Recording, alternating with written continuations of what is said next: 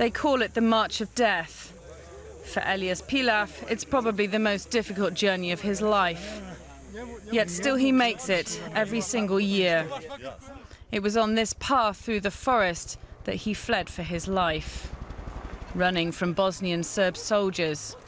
They were on a manhunt and he was their prey.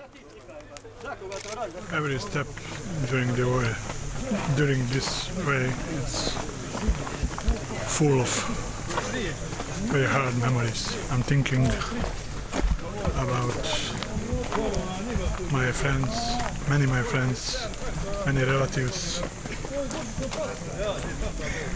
who didn't survive.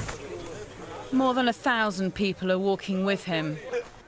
Their destination, 20 years after the massacre that took place there, is Srebrenica.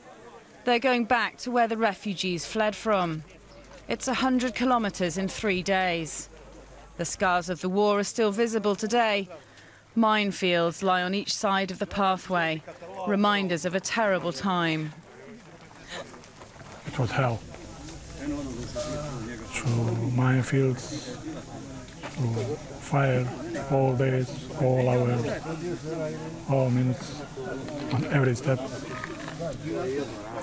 Killing, arrested. 1995. The Bosnian Serb army closed in on the protection zone that had been declared by the United Nations near the Serbian border. Thousands of Bosnian civilians sought protection in the headquarters of Dutch UN soldiers, but the blue-helmeted force was weak in number and only lightly armed. Crucially, they had no mandate to resist. Fear drove the people to flee.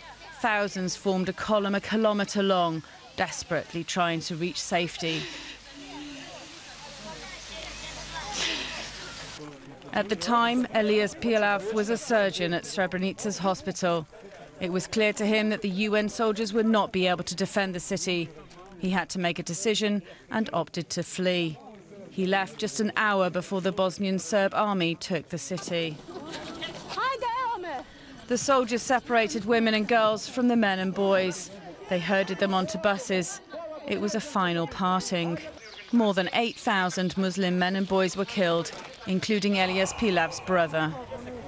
All these years, I have a big question inside of my heart. I asking myself, did I do enough for him? Maybe I can do more. I never know. Almost everyone on the memorial march has a story like his. Many families are still waiting for the remains of their relatives. For them, even 20 years on, Srebrenica remains an open wound.